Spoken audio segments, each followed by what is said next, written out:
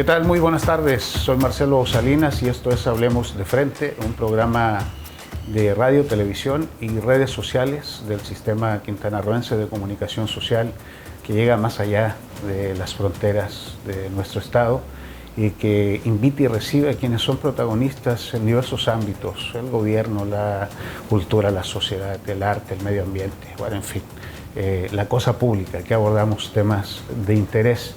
Hoy recibimos con muchísimo gusto aquí en el Caribe FM, en el Sistema Quintanarroense, a David Anuar. Él es historiador, poeta y dramaturgo nacido en Cancún y que está brillando en las letras.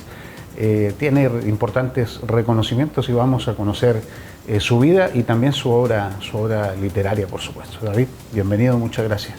¿Qué tal, Marcelo? Buenos días, me da mucho gusto poder estar aquí. Para mí siempre es grato venir a mi ciudad natal, como te imaginarás, y bueno, poder platicar un poco de lo que he estado haciendo. Así que muchas gracias por invitarme. Quiero comenzar con una presentación que leí del Instituto Nacional de Bellas Artes y se lo comparto a la audiencia. Dice: felicitamos al escritor, crítico literario, editor y académico mexicano David Anuar por haber obtenido el Premio Iberoamericano de Poesía Minerva Margarita Villarreal 2025, otorgado por su poemario Niño Alien o Varias Formas de la Infancia. Este reconocimiento es concedido por el Instituto Nacional de Bellas Artes y Literatura a través de la Coordinación Nacional de Literatura en colaboración con la Universidad Autónoma de Nuevo León por medio de su Secretaría de Extensión y Cultura y su Facultad de Filosofía y Letras. David, a ver, cuéntanos sobre tu vida. Naciste en Cancún, ¿qué año? ¿Dónde vives ahora? Pues mira, yo nací aquí en Cancún en 1979. Mis padres llegan a vivir aquí en los 70s, ¿no? Y mi padre, me parece, llega en el 72, mi madre alrededor del 74. Las féminas pioneras, seguramente. Sí, son pioneros, aunque ellos, digamos, nunca se han reconocido como tal, ni tampoco se han desvelado, ¿no? Como por este grupo más que luego lucha, ¿no? Como por ciertos derechos de reconocimiento, etcétera, etcétera. La verdad es que mi familia nunca ha luchado por ello. Sin embargo, para mí eso siempre ha sido importante, ¿no? O sea, saber que mis padres llegaron muy jóvenes a Cancún y que al final, bueno, a mí también me tuvieron aquí. Es muy raro decir que alguien nació en Cancún, ¿no? Incluso, bueno, hoy en día ya cada vez hay más jóvenes nacidos en Cancún. Tuve la fortuna hace un año o dos de estar en la Universidad del Caribe y fui a dar una conferencia sobre la que fue mi tesis de maestría, que también tuvo la fortuna de ganar un premio de Lina. Y un poco cuando yo comencé hice la pregunta, ¿no? Quisiera que levantaran la mano cuántos de ustedes han nacido aquí. Y para mi sorpresa fue un poco más de la mitad del salón, ¿no? Entonces, bueno, cada vez más hay generaciones de cancunenses nativos, por así decirlo, que por supuesto Cancún y Quintana Roo es un estado plural, ¿no? Formado por migrantes. Sería inútil no aceptar nuestro pasado histórico, ¿no? Y cómo seguimos siendo construidos por migrantes, ¿no? Pero también es cierto que estos migrantes luego empiezan a arraigarse y a echar raíces y a tener descendencia aquí, ¿no? Entonces ese es mi caso. Un poco mi padre viene de Acapulco, mi madre viene de Ciudad de México, Mérida. Y por ejemplo, para mí eso ha sido una pregunta muy interesante, ¿no? ¿De dónde soy yo? ¿Qué significa ser cancunense?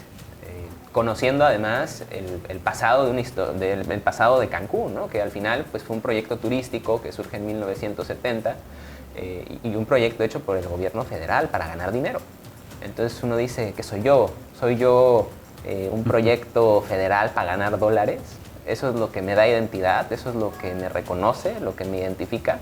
Entonces justo también de ahí vino mi interés por la historia y también por eso me metí a ser historiador, ¿no? Aunque mi interés por la historia comenzó en la poesía. Yo escribí un primer libro de poesía donde hablo de Cancún antes de Cancún, ¿no? O sea, ¿qué era Cancún antes de que fuera un desarrollo turístico? Fundamentalmente era ranchos de copra, ¿no? Y había algunos pobladores que son como los pobladores, digamos, originarios de Cancún que venían de Isla Mujeres.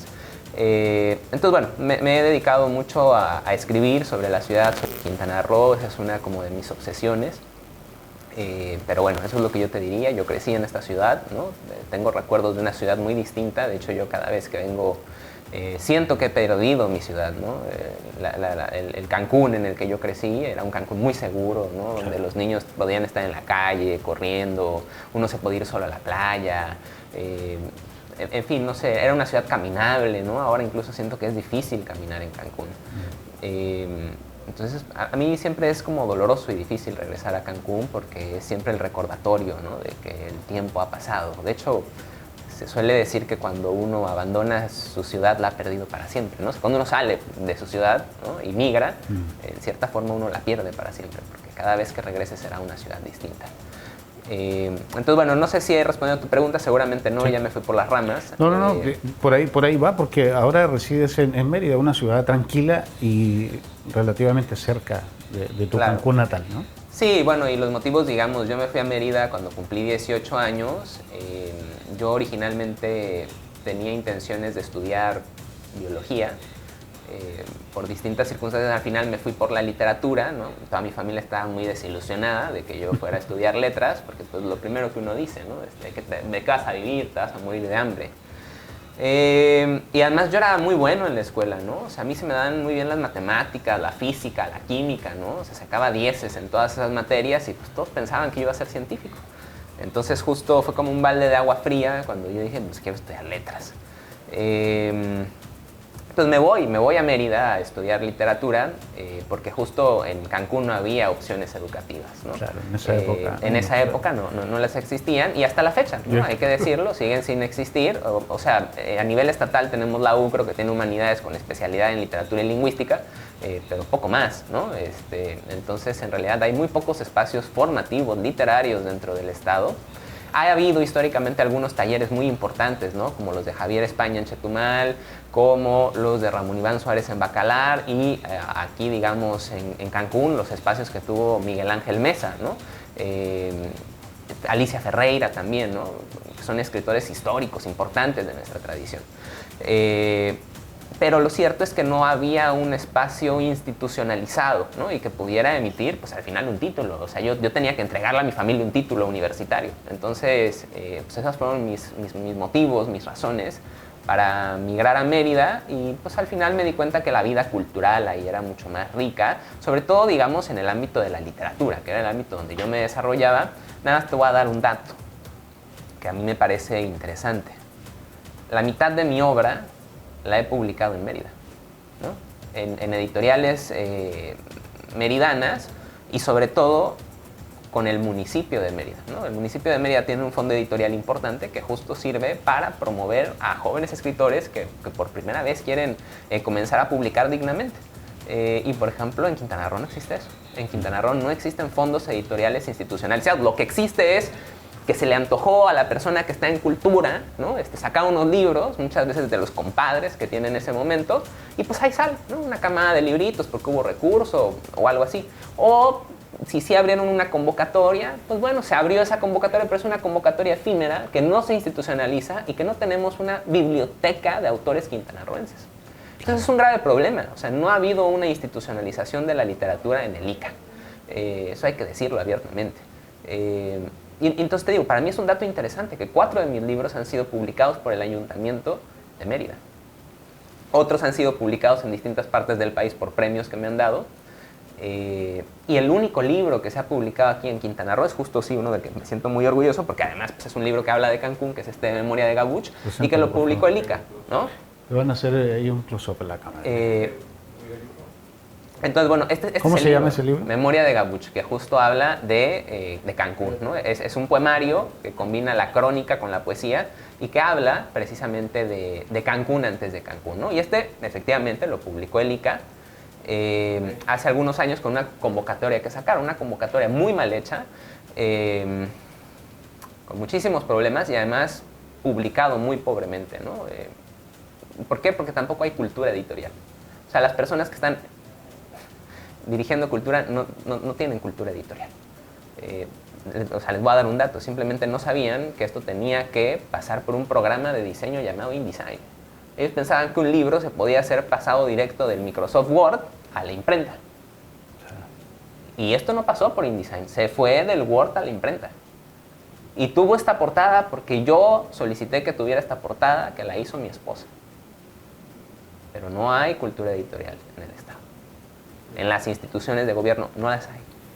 Y la poca cultura editorial que hay de iniciativa privada también es muy incipiente y efímera. Es decir, en Quintana Roo tenemos un problema de cultura material asociado a los lugares donde podemos publicar los escritores. Por eso te digo, yo tengo actualmente 8 libros publicados. De esos 8 libros, 4 han sido publicados en Mérida, 1 ha sido publicado en Quintana Roo y los otros 3 han sido publicados en distintas partes del país. En Guadalajara, con Mantis Editores, que es una muy buena editorial, que justo es este libro. Con este libro yo me gané mi primer premio nacional, que es el premio Salvador Gallardo Dávalos, ¿no? Que es un premio nacional de literatura joven. Y en fin, hay otros libros. Ahora justo el libro con el que acabo de ganar el premio, el Minerva Margarita Villarreal, por el cual tú me has invitado el día de hoy. Bueno, es un libro que se editará con la Universidad Autónoma de Nuevo León, ¿no? Entonces, bueno, es un poco la obra, empieza a salir, pero de nuevo insisto, no existe una institucionalización de la literatura ni en el municipio de Benito Juárez, ¿no? Ni en el Estado. Ni en el Estado. Ahí estamos mostrando imágenes, ¿no? David, te interrumpo un poco. Ahí estamos mostrando imágenes, algunas portadas, imágenes también de todo lo que estás comentando. Le comento eso a los amigos de radio para que vayan a Canal 4 o a las redes del Sistema Quintanarroense y ahí ven imágenes de su portada. ¿Cuándo? A ver, prosigamos, te interrumpí. ¿En qué estabas? No sé en qué estaba, pero bueno, simplemente decir eso, ¿no? O sea, que en verdad nos es urgente a todos los escritores, escritoras, que vivimos en el Estado o que nacimos en el Estado, una posibilidad de publicación digna dentro del Estado. Y que sea algo institucional, ¿no? Gran parte de los estados del país tienen fondos editoriales municipales. Me parece una vergüenza que Quintana Roo no lo tenga. Gran parte de los estados del país tienen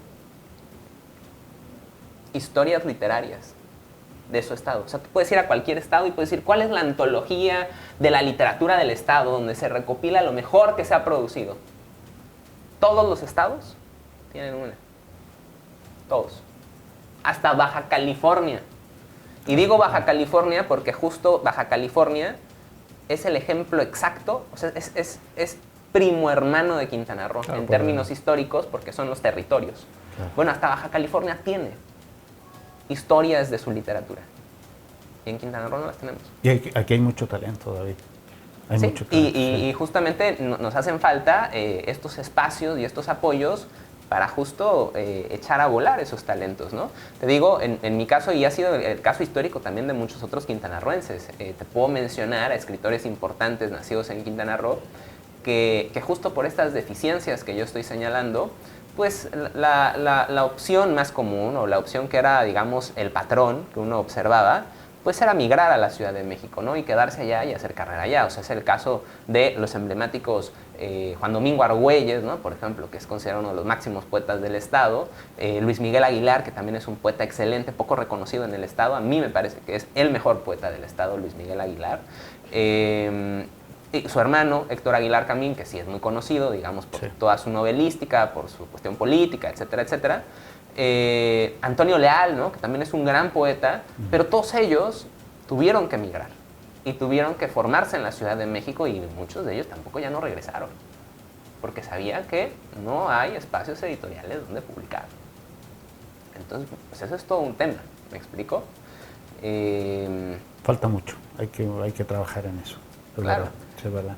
Y yo nada más acabaría diciendo que quizá las personas que estén dentro de cultura no necesariamente tienen que saber, porque también sería ingenuo pensar que pues alguien que está al frente de cultura, o sea, un burócrata, pues tiene que saber de todo, ¿no? Pues no, la verdad es que no, o sea, no sabemos que esos burócratas llegan ahí por distintas circunstancias, ¿no? Algunos sí estarán más preparados, otros estarán menos preparados, o sea, es una situación histórica de nuestro país, pero que sí tengan la sensibilidad de asesorarse con las personas del medio que saben y que les pueden decir más o menos como por dónde ir, ¿no? O sea, yo mismo les he presentado proyectos y simplemente no ha habido respuesta, ¿no? Entonces, bueno, digo, yo siempre colaboraré con el Estado, sin importar el color del partido que sea. A mí me importan muy poco los partidos políticos. Me interesa el Estado. Y eso te lo puedo mostrar con mi obra. O sea, tengo distintas obras literarias que justamente hablan del Estado. O sea, por darte un ejemplo.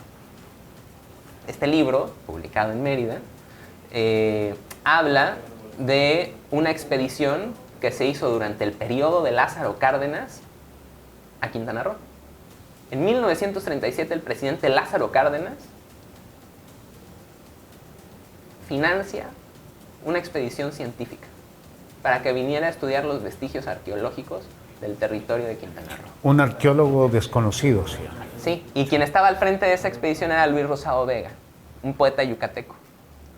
Y es una expedición rarísima, ¿no? Ahí uno, por ejemplo, se hace preguntas, ¿no? O sea, ¿por qué un presidente decide apoyar a un poeta para llevar a cabo una expedición científica? Es una cosa rarísima.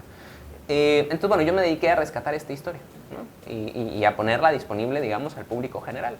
Hay toda una historia detrás de esto, pero bueno, simplemente diré eso. O sea, yo siempre en mi obra, en mi literatura, en mi labor como historiador, he tratado de salvaguardar en la medida de lo posible el pasado, ¿no? de nuestro Estado, pero también me interesa mucho el presente y también me interesan mucho los problemas de los escritores del presente.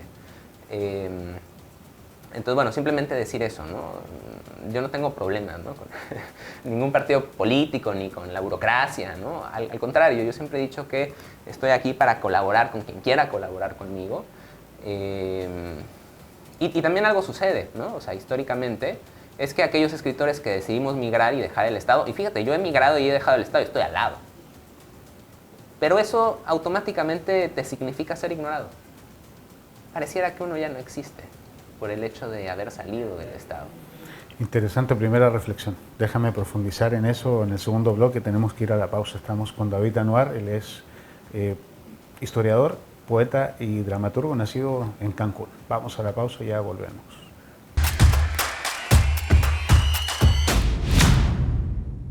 Continuamos en Hablemos de Frente, hoy conversando amenamente con David Anuar. Él es historiador, poeta y dramaturgo, un escritor reconocido ya, nacido en Cancún, radicado en Mérida. Y nos comentabas, David, sobre esa necesidad primera de emigrar, de ir de Cancún y de Quintana Roo en general, porque no habían las opciones, no habían las posibilidades de desarrollar tu talento, tu obra literaria, que sí encontraste en Mérida. Y nos contabas acerca de la necesidad también de que el Estado y los municipios financien estos proyectos literarios y la cultura en general. Hay mucho talento, falta agrupar, falta promoción. Sí, falta agrupar, falta promoción. Yo, fíjate, haría una reflexión que a mí me parece muy interesante. O sea, ¿por qué es tan importante el apoyo institucional del gobierno, ¿no? O sea, ¿por qué? Y yo creo que eso debería de interesarle al gobierno actual, porque es un gesto democrático. O sea, que existen instituciones que pongan la literatura al alcance de todos y que también pongan la posibilidad de publicar al alcance de todos los que tengan calidad para hacerlo. Claro. Es un gesto democrático. Porque si no, lo que pasa entonces es que pasa algo que yo llamo como los mercenarios de la literatura. ¿A qué me refiero con eso? Pues muchas veces quienes comienzan a publicar en el Estado son las personas que tienen dinero. Y no necesariamente la calidad. Y si yo tengo dinero, pues me abro paso a billetazos, ¿no? Y como tengo dinero, pues puedo publicar mi novela, y como tengo dinero, puedo publicar mi poemario. Y hasta comprar premios. Y comprar premios, exactamente. También. Ha sucedido Sí, aquí en Quintana Roo. por supuesto, por eso lo comento. Entonces, hacemos que la literatura se convierta en algo de élite. Y me parece que si estamos hoy en día en un gobierno, ¿no?, que dice apostar por el pueblo, ¿no?, que dice venir con una transformación, pues yo me preguntaría cuándo va a llegar esa transformación también al ámbito de la literatura. Porque de verdad que hay mucho talento, ¿no?, en Quintana Roo, pero justamente lo que pasa es que de repente ese talento, pues, o come o publica. Y si yo fuera ese talento, yo también optaría por comer. Claro. Y yo te voy a decir algo, yo nunca he pagado un solo centavo por publicar. Nunca. Yo estoy en contra de pagar. O sea, yo ya hice mi trabajo. Mi trabajo como escritor es partirme la crisma escribiendo. investigando, rescatando cosas, ¿no? O sea, yo ya hice mi chamba. Que me pongan la otra parte, ¿no? Que es darme un lugar digno donde poder publicar. Y eso lo ha hecho Mérida. Para vergüenza del Estado. Te voy a dar otro ejemplo. Okay. Este libro es mi primera obra de teatro. Publicada en Mérida. Se llama, a ver, muéstranos la portada. Cartografía para regresar. Esta obra está ambientada en Cancún. Se están publicando obras ambientadas en Cancún, en Mérida. Dime si eso no es un poquito de vergüenza. Sí, es paradójico, claro. Y es más, mira, te voy a leer una parte. Quien viva en Cancún lo sabrá. Dice: un hogar es un momento, pero nunca he olvidado nuestra dirección. Bebe de un golpe el vaso. Todavía la puedo decir de memoria, como me la enseñaste. Boca Paila, Río Lagartos, Lote 11.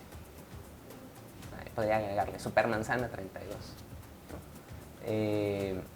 Esta obra de teatro está ambientada justamente en la Supermanzana 32. En la Supermanzana 32, de hecho, quienes conozcan la Supermanzana 32 saben que ahí hay un cenote. Y construyeron edificios detrás de ese cenote. Cerca de donde está el parque hay una iglesia, etc., ¿no? Sí. Esta obra habla de ese cenote. Y es un drama familiar, pero al final del día es una obra que está ambientada en esa parte de la ciudad donde además hay una arquitectura representativa de la ciudad con estos condominios de 3 plantas, ¿no? Que fueron tan característicos, que además ahora están en proceso de desaparecer, ¿no? Porque estamos en un proceso de gentrificación, de presión de suelo, etcétera, ¿no? O sea, están sucediendo muchas cosas, pero esta obra habla de Cancún, ¿no? Y también de distintas problemáticas sociales de Cancún, como el alcoholismo, ¿no? Como el suicidio. Entonces, bueno, digo, de nuevo, yo estoy muy agradecido con la ciudad de Mérida, también estoy muy agradecido con la ciudad de Cancún, porque también me ha dado mucho de qué escribir, ¿no? Y también, digamos, aquí crecí y le tengo un gran afecto a esta ciudad, pero pues que uno le tenga un gran afecto a algo no significa que, o sea, y más bien yo diría precisamente porque le tengo ese afecto y porque me importa, no puedo dejar de señalar estas cosas, ¿no? Y de nuevo insisto, no vengo aquí como, o sea, esto ha sido algo histórico, ¿no? No es de este gobierno, no, esto es un problema estructural que viene de hace muchísimos años. Pero justo creo que es un buen momento para que empecemos a hacer algo al respecto. Es buen momento. Bueno, en Cancún están poniendo apenas semáforos, pasos peatonales. Llegará el momento en que se aborde la literatura, ojalá. Esperemos que sí. Mira, David, y le voy a compartir a la audiencia, la Coordinación Nacional de Literatura te presenta de esta forma. Dice: David Anuar, Cancún, 1989, es historiador, poeta y dramaturgo, maestro en historia por el CIESAS y becario de la Fundación para las Letras Mexicanas. Ha sido galardonado con premios como el Salvador Gallardo Dávalos, el Juan de la Cebada y el Francisco Javier Clavijero. Fue residente del International Writing Program de la Universidad de Iowa. Es autor de libros como Memoria de Gabos, Alguien hunde mi cabeza y Un arqueólogo desconocido, y actualmente dirige Archipiélago Talleres de Literatura. Esa residencia en Iowa ha sido quizá la experiencia más enriquecedora. Por ahí han pasado escritores hasta novelas seguramente, ¿eh? Sí, bueno, han tenido varios Nobels ahí, en la residencia de Iowa. Empezar diciendo que es la residencia más antigua que existe en la Tierra, ¿no? Es la residencia de escritores más antigua que se ha creado y hasta ahora es la más importante que hay. O sea, nada más imagínate, reúne cada año alrededor de 30 escritores de todo el mundo. ¿Cómo fue tu experiencia ahí? ¿Cuándo llegaste? Yo fui ahí en 2022. No recuerdo exactamente en qué fecha me fui, habrá sido junio, julio, o sea, era el verano cuando me fui. Y yo fui representando a México, ¿no? Yo fui el escritor seleccionado para representar a México en ese momento. A mí me parecía increíble que me hubieran seleccionado. A mí me llegó un correo de la embajada donde invitaban a escritores a postular, ¿no? O sea, como que la embajada ya tenía como en la mira o en su base de datos algunos escritores y por alguna razón yo estaba ahí. Y llegó la invitación a postular y yo dije, bueno, o sea, me acuerdo que platiqué con mi esposa y le dije así como, mira, yo me llegó esto, le dije, voy a aplicar. O sea, yo sé que no me van a aceptar, pero voy a aplicar. y apliqué, ¿no? Y luego me sorprendió mucho porque me contactaron un tiempo después y me dijeron, oye, mira, quedaste entre los 3 finalistas, ya se va a ir tu currículum a Iowa y pues ya a los de Iowa ya van a decidir. Y ya unos días después además ya me avisaron que sí y todo, ¿no? La verdad es que fue una experiencia increíble, ¿no? De hecho, el libro con el que gané el Minerva Margarita Villarreal lo comencé a escribir ahí. El primer poema de ese libro lo escribí ahí. Ya después de eso no escribí nada más de ese libro, no pude seguir trabajando ese libro, que es un libro complicado, ¿no? Que habla sobre nuevas masculinidades. Me dediqué a escribir otras cosas que generaron otro libro, que todavía sigue sin publicarse. Pero bueno, como tú decías, ¿no? Han pasado grandes escritores mexicanos, yo me sentía alucinado, ¿no? O sea, como que estaba yendo a la residencia donde había estado José Agustín, ¿no? O sea, que es como uno de los superhéroes literarios de muchos jóvenes que comienzan a leer. De hecho, José Agustín escribe una novela ahí, que se llama Ciudades Desiertas, que luego hicieron una adaptación al cine, que se llama, me parece, Me estás matando, Susana. No estoy muy seguro ahora cómo se llama la adaptación, pero bueno, es Ciudades Desiertas, la escribe ahí. Fernando del Paso también estuvo ahí, Elsa Cross, el recientemente fallecido Hernán Lara Zavala, ¿no? Entonces, bueno, ha habido grandes escritores y yo, pues bueno, cuando me seleccionaron dije, no sé qué habrán visto en mí, pero pues allá voy, ¿no? Entonces fue para mí una experiencia muy, muy importante, muy enriquecedora. Cuando yo me fui fue una decisión un poco difícil porque fíjate que antes de irme me habían dado un tiempo completo en una escuela, ¿no? De hecho es una escuela que aquí existe, me parece, el CUAM. No sé, claro, sí. Existe aquí el CUAM, en Mérida habían abierto como una escuela y me habían contactado, ¿no? Me dijeron, nos interesas mucho, que no sé qué. Llegué a la entrevista, me caí muy bien con el director, porque además el director estudió en la escuela donde yo estudié de niño aquí y él también había estado aquí, ¿no? Estudiamos en el ECAP. Sí. Y ya nos caímos muy bien y me dijo, no, David, ¿sabes qué? Yo, o sea, te voy a dar el tiempo completo, ¿no? En la escuela te vas a encargar de todas las materias de literatura.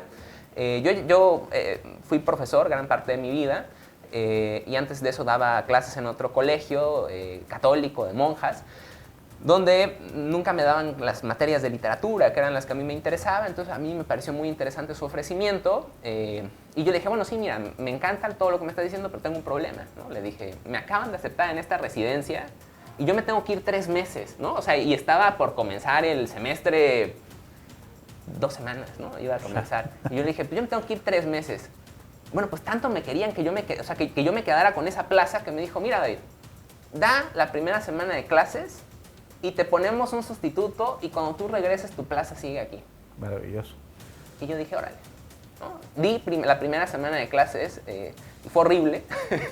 Fue horrible porque tenía más de 100 alumnos, ¿no? Y imagínense calificar las tareas de todos esos alumnos. Yo me acuerdo que llegué a Iowa y todavía las 2 primeras semanas seguí calificando los trabajos, ¿no? Que tenía. Entonces yo no pude escribir nada en Iowa las 2 primeras semanas porque estaba con los trabajos de la escuela.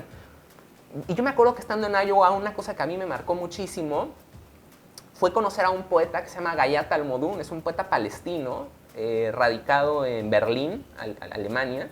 Él también fue residente ese año y a mí me impactó mucho verlo, ¿no? Además es un hombre físicamente muy imponente. Y él dijo, yo hace 15 años decidí dejar todo y dedicarme únicamente a la poesía. Y todos dijeron que yo estaba loco porque ya no iba a hacer cosas académicas y no iba a hacer nada relacionado con la narrativa. Y me dijo, y miren, aquí estoy, 15 años después, me va muy bien, soy uno de los bestsellers de poesía en Europa y nunca he tenido como problemas, ¿no? Yo cuando escuché eso, algo se movió dentro de mí y yo dije, yo quiero eso, ¿no? Y fíjate, pero tenías que volver a clase. Claro, tenía que volver a clase y pasó una semana que yo tenía eso en la cabeza y entonces, disculpen la palabra, pero entonces dije al carajo, ¿no?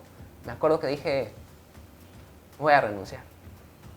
Y agarré y le hablé al director desde Iowa, le dije, mire, ¿sabe qué? Estoy muy agradecido, pero no voy a regresar, ¿no? Y estando allá renuncié. Y a partir de eso tomé la decisión de que yo ya no iba a ser nunca más profesor de ninguna institución académica y que yo únicamente me iba a dedicar a la literatura. Es tu pasión. Y que me iba a dedicar a escribir, exactamente. Yo necesitaba perseguir mi pasión. Y por supuesto que me dio miedo, ¿no? Porque pues uno dice, ¿qué voy a comer? Y a partir de ello, justo cuando ya había tomado esa decisión, en ese momento yo ya tenía una pequeña empresa de talleres literarios que se llama Archipiélago, talleres de literatura. Nos pueden buscar en redes sociales, en Instagram, en Facebook, ¿no? De nuevo insisto, Archipiélago, talleres de literatura. Así nos pueden encontrar. Y también nos pueden buscar en Google. Tenemos una página web, archipiélagotalleres.com. Así nos encuentran. Y ya justo cuando regresé de Iowa, pues decidí dedicarme a tiempo completo a Archipiélago, ¿no? Archipiélago originalmente nació en 2021 como un taller de poesía que yo daba en línea, ¿no? Tenía 3 grupos. Yo hasta me sorprendí porque justo estábamos en medio de la pandemia, yo estaba triste en Mérida, no tenía trabajo, ¿no? Y en mis redes sociales dije como, ¿a quién le gustaría tomar un taller de poesía conmigo? Justo acababa de ganar el premio nacional, el Salvador Gallardo Dávalos, de literatura joven. Y estaba saliendo de la Fundación para las Letras Mexicanas, que es una institución de formación de jóvenes escritores muy importante en el país. Ahí había sido mi maestra María Baranda. Y entonces yo dije, bueno, siento que ya tengo algo que enseñar después de eso, ¿no? Y para mi sorpresa, mucha gente del Facebook pues sí respondió, ¿no? Entonces dije, pues órale, ¿no? Vamos a abrir el taller. Y a partir de ese enero de 2021 hasta la fecha nunca he dejado de dar talleres, ¿no? He estado dando 3 talleres a la semana, cada semana, ininterrumpidamente. Y ya justo cuando renuncié al puesto de trabajo, pues me dediqué de tiempo completo a Archipiélago y ese es ahora mi trabajo, ¿no? Me dedico, y ya además ha crecido, es una comunidad que ha crecido, somos más de 10 talleres ahora y coordino a también muchos otros escritores, entre ellos por supuesto el escritor cancunense Mauro Barea. Él coordina ahí los talleres de novela, pero también tenemos otros escritores de otros países o también de otras partes de México, ¿no? Por ejemplo, actualmente tenemos a Karina Sosa, que es una escritora muy talentosa de Oaxaca, que ganó recientemente el premio de primera novela de Amazon, ¿no? Que es un premio pues, muy importante. Actualmente ella se encuentra publicando en Random House, por ejemplo, que es una editorial muy conocida. Pueden buscar sus novelas, por ejemplo, tiene una novela muy conocida que se llama Orfandad. Pues bueno, ella da talleres con nosotros. Tenemos a Ricardo Guerra de la Peña, que es uno de los cronistas jóvenes más importantes del país. Él da con nosotros taller de crónica, taller de autobiografía. Y por ejemplo, el taller de crónica, algo que a mí me gusta mucho que hace Ricardo, él habla de tallerear desde la ternura, ¿no? O sea, históricamente ha habido en los talleres literarios una cuestión como de violentar al texto, y no solo violentar al texto, violentar al otro, ¿no? O sea, como que si de un taller tú no sales con heridas, no fuiste al taller.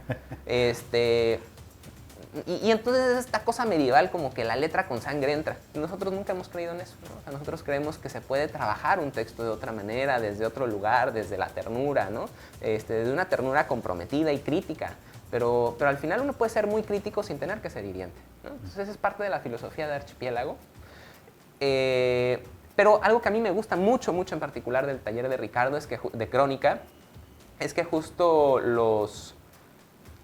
las personas que están, digamos, en su taller, los textos que han ido escribiendo, los han empezado a publicar en diarios a nivel nacional, ¿no? Y han recibido pago por sus textos. O sea, ya no únicamente, digamos, ellos están pagando, digamos, por estar en ese taller, sino que además ya están empezando a recibir dinero por los textos que escriben dentro del taller, ¿no? Entonces, eso me parece un gran ejemplo. También hemos tenido personas dentro del taller que han ganado premios, ¿no? Ya a nivel nacional, a nivel local, que han comenzado a publicar en antologías, en revistas.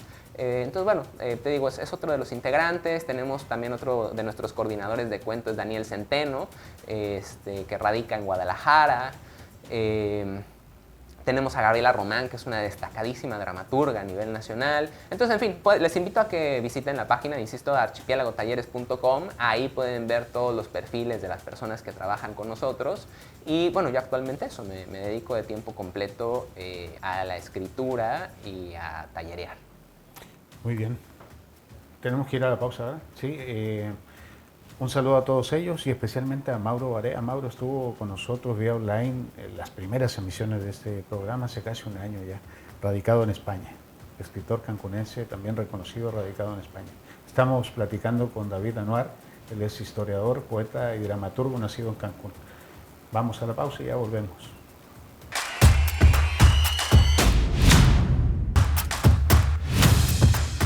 Continuamos en Hablemos de Frente conversando con David Anuar, él es historiador, poeta y dramaturgo nacido en Cancún, radicado en Mérida y que ha recibido diversos premios por su obra literaria.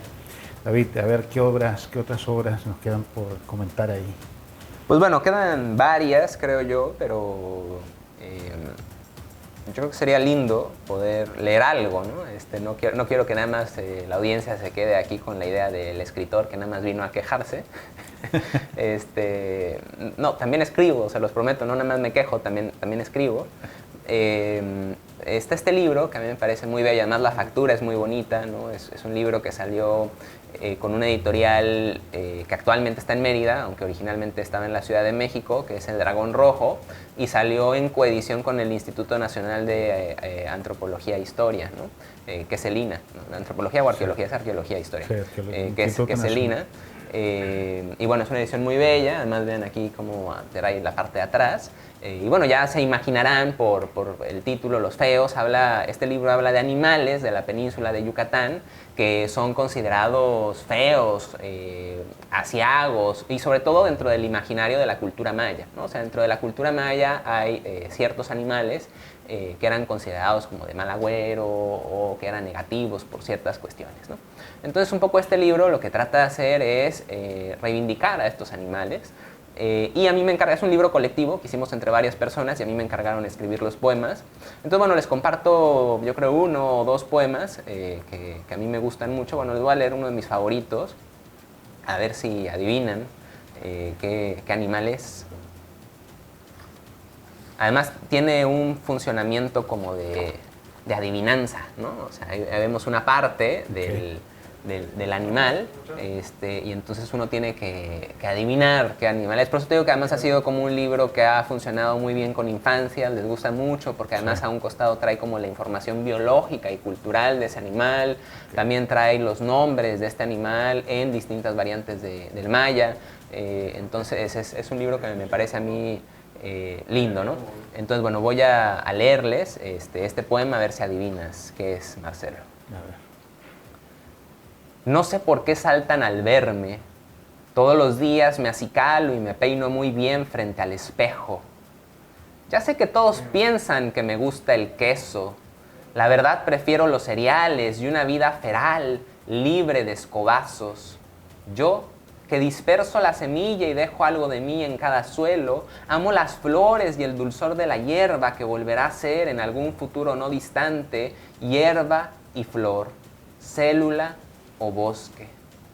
Así, mal peinados, aunque usted no lo crea, también construimos en nuestra brevedad el mundo. ¿Qué animal es, Marcelo? ¿Tlacuache, zorro?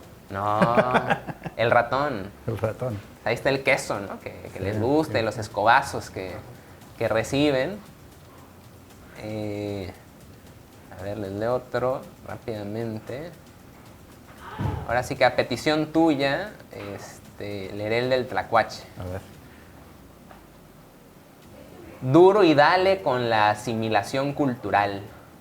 Mi colita quemada nada tiene que ver con las deidades del Olimpo o las artimañas de ese tal Prometeo. Aunque le reconozco su talante heroico, acabó refregado. Yo también me hago el muertito, pero sin el exceso de dejarme arrancar el hígado. Que hace esta alusión de hacerse las muertitas. El muertito. Y que además también ahí hace un vis a vis de los mitos, ¿no? Está el mito de que el tlacuache es quien le trae el fuego a los humanos y por eso tiene la cola pelada, ¿no? Y que justo pues es un símil con Prometeo, ¿no? Por eso se hace ahí el poema ese símil. Pues bueno, es este libro, lo pueden adquirir, ¿no? En librerías de Lina, todavía hay ejemplares. La verdad es que ha sido de mis libros bestsellers, diría yo. Sí, qué bueno. Entonces, pues bueno, ahí... Y las infancias se han interesado también. Sí, muchísimo. Yo, fíjate, además de dar talleres, ¿no? Que usualmente doy talleres para adultos, ¿no? En línea, también estuve trabajando con infancias en el norte del país. Fíjate, se interesaron por mí en una escuela del norte del país, además me pagaban muy bien en el norte. Y yo iba cada año a Saltillo, en Coahuila, a dar talleres para infancias, ¿no? Y entonces ahí ellos lo leían, ¿no? Y les gustaba mucho. Entonces, bueno, estuve trabajando bastante tiempo, como 3 años, con infancias en el norte del país, enseñándoles cómo acercarse a la escritura poética, ¿no? Entonces, bueno, un proyecto muy padre, incluso a partir de eso hicimos un libro con poemas de los niños, ¿no? Y escribieron cosas padrísimas. Excelente. Pues bueno, mira, yo creo que también vale la pena leer algo de este libro, que es Alguien hunde mi cabeza. Este fue mi primer libro premiado, digamos, dentro de la poesía, que insisto, con este obtuve el Premio Nacional de Literatura Joven Salvador Gallardo Dávalos en el 2020, si no me equivoco. Y este es un libro que habla de enfermedades, ¿no? De distintas enfermedades. Y yo siempre digo que es una suerte como de ensayo sobre el dolor humano, ¿no? Entonces, bueno, les leeré un poema que a mí me gusta mucho, que además se lo dedico a mi madre. Y además es como mi poema también bestseller, diría yo, o mi hit, ¿no?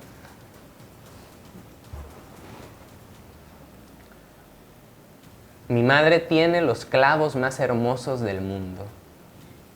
Los he visto azules en las radiografías, como espíritus que han decidido aparecer entre sus vértebras. Quisiera saber la tibieza de su metal fantasma, acariciar con mis dedos la columna y recuperar mi fe en los rayos X y los médicos. En la espectrografía, los clavos ya son parte de su alma, la sostienen, la fijan a su sitio, le devuelven el equilibrio entre lo óseo, la carne y mis nervios. Que bueno, al final este poema habla de una fractura de cadera que tuvo mi madre, ¿no? Entonces, bueno, en todo ese proceso médico yo llegué a escribir este poema porque tuvieron que ponerle algunos tornillos, ¿no? No son clavos pues, pero por cuestiones sonoras yo tuve que usar el vocablo clavo, que sonaba muchísimo mejor que tornillo. Pero bueno, con este poema me han pasado cosas muy bellas, así brevemente. Por ejemplo, ahora mencionaba que estuve en Saltillo, ¿no? Dando distintos talleres. Ahí me invitaron en alguna ocasión a hacer una lectura poética junto a Mercedes Luna y Mario Castelán, dos poetas del norte del país también importantes. Y estando en la lectura poética, yo leí este poema y al finalizar hubo una persona que levantó la mano, ¿no? Y dijo una cosa que a mí me impactó mucho. Me dijo: David, te quiero agradecer porque tu poema me acaba de cambiar la vida. Y dije, pues, ¿qué hice, no? Y ya me dijo, recientemente mi madre falleció. Y nos dieron una urna, ¿no? Con sus cenizas. Y también nos entregaron distintos tornillos y distintas cosas que la habían sostenido, ¿no? Clavos, ¿no? O sea, nos habían entregado eso, ¿no? O sea, como todas las intervenciones que había tenido a lo largo de su vida. Y mis hermanas se pelearon por esos elementos y los querían conservar. Y a mí me parecía horrible, dijo. Y yo no quería tener nada, no quería saber nada de eso. Y para mí eso era como horrendo, ¿no? Y me dijo, pero ahora que he escuchado tu poema, ahora entiendo a mis hermanas, ¿no? Y entiendo que eso es algo muy importante que fue parte de mi madre, ¿no? Entonces, como que él tuvo un proceso de resignificación con ese material problemático, ¿no? O sea, porque al final es como muy delicado, todo ese material sensible y esa emocionalidad. Entonces, bueno, a mí me pareció sorprendente, ¿no? O sea, que un poema, pues al final pudiera transformar la realidad. O sea, al final, yo creo que no es deber de la poesía transformar nada, ¿no? O sea, porque luego dicen, ¿cuál es la función social? Ninguna, ¿no? La poesía es la poesía y está aquí para ser bella, ¿no? Y no únicamente bella, ¿no? O sea, para hablar y para posibilitarnos decir cosas que usualmente no podemos decir. O sea, la poesía tiene que ver con un problema de lenguaje. Si alguna vez han sentido esta cosa de no poder encontrar las palabras para expresar algo que sienten, eso es un problema poético. Y la poesía es justo el medio para expresar lo inexpresable.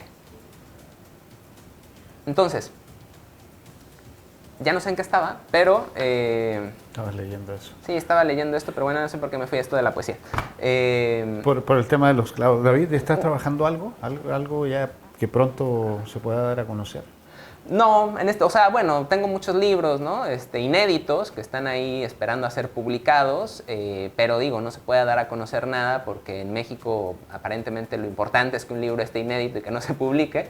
La mayoría de los premios siempre tienen estas cláusulas de que los libros deben de ser inéditos, a diferencia de, por ejemplo, la tradición norteamericana, donde lo importante ahí es que publiques y ya una vez que publicas, metes tu libro publicado a premios, ¿no? Aquí no, aquí es, no publiques tu libro, tienes que mantenerlo inédito y lo vas a mandar a premio inédito hasta que ganes, ¿no?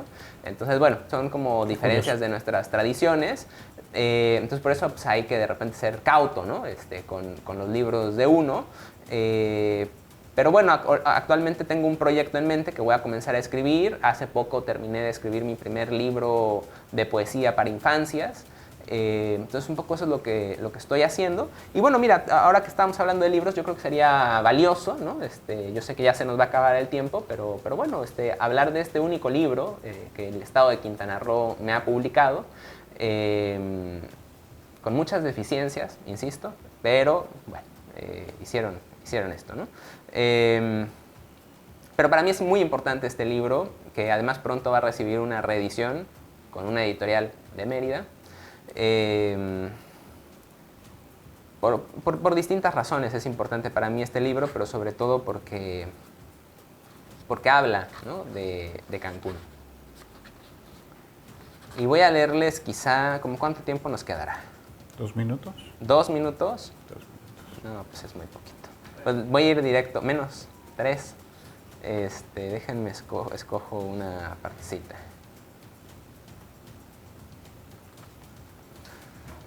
Ahí va. Febrero 2, 1960. Hoy he recorrido el rancho por primera vez. Hectáreas y hectáreas de palma. La playa es un reguero de conchas. El mar y la laguna están cuajados de vida. Algunos peces los he visto antes en Isla Mujeres. Meros, lisetas, barracudas. También langostas, jaivas y caguamas. Página 3. ¿Recuerdas, Gabuch? Altas palmeras verdes, kilómetros de altas palmeras verdes, amarillas, pardas, carreteras de altas palmeras verdes cayendo en el sol de la tarde entre las garras de las máquinas. Hay que cortarlas, no hay de otra. Altas palmeras verdes floreciendo en el corazón del crepúsculo. Altas palmeras verdes danzando al compás de las olas. Altas palmeras verdes. Recuerda, memoria, ¿recuerdas? ¿Para qué recordar? Vamos, recuerda, noche y aullidos de monos invisibles. Muévete, pinche viejo, ya muérete, cabrón. La calle, gotas de agua fría lo siguen siendo. Y los neumáticos salpican palabras de agua fría. La lluvia preña el horizonte, lagrimar de mosquitos, las piernas abiertas del mar. Yo también, Julieta, voy a morderte los muslos. Sobre la tierra, llenando su vientre de mangle, cardúmenes y escamas. Sardinas de ojos amarillos se ocultan en los pastizales del día. ¡Ah! ¡Qué buena pesca! Ahí van los bichos, lanza la atarraya, huyen ráfagas ante el filo abierto de los robalos y las barracudas, jaivas, tenazas y cangrejos descoyuntan el amor. ¿Recuerdas, memoria? ¿Recuerdas? Gabuch, mira que te encargo este rancho. Cuídalo bien. Ah, doña Prisca, lo guardé bien, aquí lo tengo, entre la mugre de mis uñas, aquí merito, en el pastizal de mi lengua, sardina de mi boca. No se preocupe, doña Prisca, ahorita nomás se lo devuelvo. Los cocodrilos asoleándose, doña Prisca, los cocodrilos con sus bocazas abiertas, amotinados, doña Prisca, amotinados de veras en la orilla del recuerdo. Ay, esta selva, doña Prisca, venga pa' acá, escuche la jaguar con su letargo verde, hojarasca, danza de venados, beben inquietos de nuestra espalda, turistas colmoyotes, doña Prisca, comiéndose la carne y la esperanza. Es un día para la historia, hoy se abre el primer hotel. Soy una parvada de ofidios, orquesta de los trópicos, tábanos y chaquistes habitan lo profundo. Ah, doña Prisca, usted no conoció ese agujero llamado paraíso, casa mía, pequeña morada, Coopara, Cancún, caracol de 7 puntas. No se pare, doña Prisca, lea la siguiente página. Va usted a ver, va usted a ver. Maravilloso. Muy bueno. Pues eso. ¿Podría leer un fragmentito más? ¿Estamos? A ver. Listo. Pues bueno. David, un placer, un honor. David Lenoir, él es historiador, poeta y dramaturgo, nacido en Cancún, radicado en Mérida, galardonado con diversos premios. Tuvo una residencia en Iowa, en la Universidad de Iowa también. Bueno, contó sobre su vida en Cancún, en Mérida, su obra literaria. Muy interesante entrevista, te agradezco muchísimo. Sé que vienes poco a Cancún y qué bueno poder coincidir hoy. Pues muchísimas gracias por tenerme aquí. Espero que no sea la primera y que sea más bien la primera de muchas, ¿no? De muchas. Importantes reflexiones dejó David. Vamos a compartir esto en diversos espacios también para que se cree conciencia, para que se siga reflexionando allá donde tiene que crearse esa conciencia de fomentar la cultura y las artes en Cancún. Claro. Esto fue Hablemos de Frente. Nos vemos y escuchamos el siguiente miércoles de 5 a 6 de la tarde. Hasta entonces.